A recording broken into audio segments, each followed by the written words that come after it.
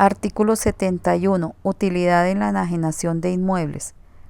Para determinar la utilidad en la enajenación de bienes inmuebles que se encuentren contenidos en el artículo 69 y 69-1 del Estatuto Tributario, se restará al precio de venta el costo fiscal establecido de acuerdo con las alternativas previstas en este capítulo. Cuando se trate de inmuebles adquiridos mediante contratos de arrendamiento financiero o leasing, retroarriendo o leasing back, de acuerdo con lo previsto en el artículo 127-1 del Estatuto Tributario, el costo de enajenación para el arrendamiento adquiriente será el determinado en el numeral 2 del artículo 127-1 del Estatuto Tributario, más las adiciones y mejoras, menos, cuando fuere el caso, la depreciación o amortización, siempre y cuando haya sido deducida para fines fiscales. Artículo 72. Avalúo como costo fiscal.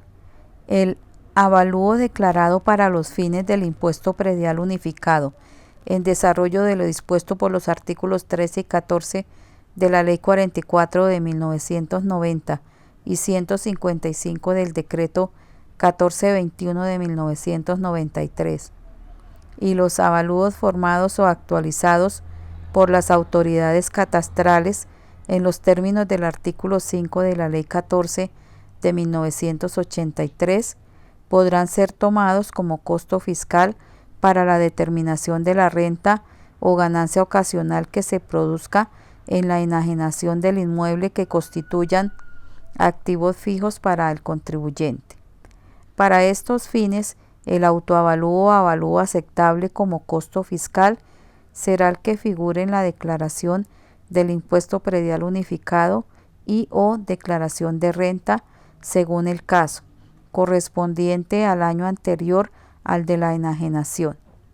Para este propósito, no se tendrán en cuenta las correcciones o adiciones a las declaraciones tributarias ni los avalúos no formados a los cuales se refiere el artículo 7 de la Ley 14 de 1983. En caso de tomarse como costo fiscal el avalúo o autoavalúo en el momento de la enajenación del inmueble, se restarán del costo fiscal las depreciaciones que hayan sido deducidas para fines fiscales. Artículo 73. Ajuste de bienes raíces, acciones y aportes que sean activos fijos de personas naturales. Para efectos de determinar la renta o ganancia ocasional, según el caso, proveniente de la enajenación de bienes raíces y de acciones o aportes que tengan el carácter de activos fijos, los contribuyentes que sean personas naturales podrán ajustar el costo de adquisición de tales activos en el incremento porcentual del valor de la propiedad raíz o en el incremento porcentual del índice de precios al consumidor para empleados, respectivamente, que se haya registrado en el periodo comprendido entre el 1 de enero del año en el cual se haya adquirido el bien y el 1 de enero del año en el cual se enajena. El costo así ajustado se podrá incrementar con el valor de las mejoras y contribuciones por valorización que se hubieran pagado cuando se trate de bienes raíces. Cuando el contribuyente opte por determinar el costo fiscal de los bienes raíces, aportes en acciones en sociedades, con base en lo previsto en este artículo, la suma así determinada debe figurar como valor patrimonial en sus declaraciones de renta. Cuando se trate de contribuyentes obligados a declarar, sin perjuicio de que en años posteriores pueda hacer uso de la alternativa prevista en el artículo 72 de este estatuto, cumpliendo los requisitos allí exigidos. Los incrementos porcentuales aplicables al costo de adquisición de los bienes raíces, de las acciones o de los aportes previstos en este artículo serán publicados por el Gobierno Nacional con base en la certificación que al respecto expidan el Instituto Geográfico Agustín Codazzi y el Departamento Administrativo Nacional de Estadística DANE, respectivamente. El ajuste previsto en este artículo podrá aplicarse a opción del contribuyente sobre el costo fiscal de los bienes que figure en la declaración de renta del año gravable de 1986. En este evento, el incremento porcentual aplicable será el que se haya registrado entre el 1 de enero de 1987 y el 1 de enero del año en el cual se enajene el bien. Los ajustes efectuados de conformidad con el inciso primero del artículo 70 no serán aplicables para determinar la renta o la ganancia ocasional prevista en este artículo. Parágrafo. En el momento de la enajenación del inmueble se restará del costo fiscal determinado de acuerdo con el presente artículo las depreciaciones que hayan sido deducidas para fines fiscales. Artículo 74. Costo fiscal de los activos intangibles. Para efectos del impuesto sobre la renta y complementarios, los activos intangibles se clasifican dependiendo de la operación que los origine, y su costo fiscal se determina con base en lo siguiente. 1. Activos intangibles adquiridos separadamente. Son aquellos activos intangibles por los cuales el contribuyente paga por su adquisición. El costo de los activos intangibles adquiridos separadamente corresponde al precio de adquisición más cualquier costo directamente atribuible a la preparación o puesta en marcha del activo para su uso previsto. Cuando se enajene un activo intangible adquirido separadamente, el costo del mismo será el determinado en el inciso anterior menos la amortización, siempre y cuando haya sido deducida para fines fiscales. 2. Activos intangibles adquiridos como parte de una combinación de negocios.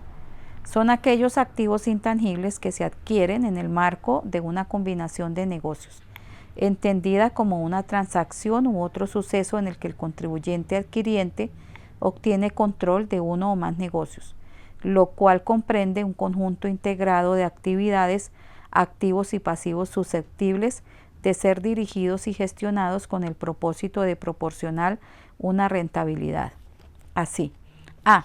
En el caso de la compra de acciones o cuotas o partes de interés social, no se originan activos intangibles. En consecuencia, el valor de adquisición corresponde a su costo fiscal. B. En el caso de las funciones y escisiones gravadas de conformidad con las reglas de este estatuto, surge la plusvalía y corresponde a la diferencia entre el valor de enajenación y el valor patrimonial neto de los activos identificables enajenados. La plusvalía así determinada no es susceptible de ser amortizada. Los activos identificables e identificados serán susceptibles de ser amortizados siguiendo las reglas previstas en el numeral 1 de este artículo respecto de los activos intangibles y las reglas generales para la adquisición de activos en el caso de los demás activos. C. En el caso de adquisición de un establecimiento de comercio, la plusvalía corresponde a la diferencia entre el valor de enajenación del establecimiento y el valor patrimonial neto de los activos identificables del establecimiento. La plusvalía así determinada no es susceptible de ser amortizada. Los activos identificables e identificados serán susceptibles de ser amortizados siguiendo las reglas previstas en el numeral 1 de este artículo respecto de los activos intangibles y las reglas generales para la adquisición de activos en el caso de los demás activos. D. Si entre los activos identificables e identificados existen activos intangibles formados por parte del enajenante, en los casos de los literales B y C de este artículo, el costo fiscal para el adquiriente será el valor atribuido a dichos intangibles en el marco del respectivo contrato o acuerdo con base en estudios técnicos. Cuando los activos intangibles adquiridos como parte de una combinación de negocios se enajenen, individualmente o como parte de una nueva combinación de negocios, el costo de los mismos será el determinado en el inciso anterior menos cuando fuere el caso. La amortización siempre y cuando haya sido deducida para fines fiscales. En todo caso, la plusvalía no será susceptible de ser enajenada individualmente o por separado y tampoco será susceptible de ser amortizada. 3. Activos intangibles originados por subvenciones del Estado. Son aquellos activos intangibles originados por la autorización estatal de usar algún bien de propiedad del Estado o de cuyo uso éste pueda disponer de manera gratuita o a un precio inferior al valor comercial. El costo fiscal de los activos intangibles originados en subvenciones del Estado y que no tengan un tratamiento especial de conformidad con lo previsto en este estatuto estará integrado por el valor pagado por dichos activos más los costos directamente atribuibles a la preparación del activo para su uso previsto o para la obtención del activo. Cuando estos activos se enajenen del costo fiscal determinado de conformidad con el inciso anterior, se resta, cuando fuere el caso, la amortización, siempre y cuando haya sido deducida para fines fiscales. 4. Activos intangibles originados en la mejora de bienes objeto de arrendamiento operativo.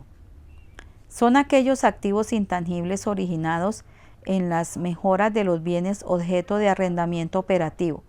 El costo fiscal de estos activos corresponde a los costos devengados en el año o periodo gravable siempre que los mismos no sean objeto de compensación por parte del arrendador.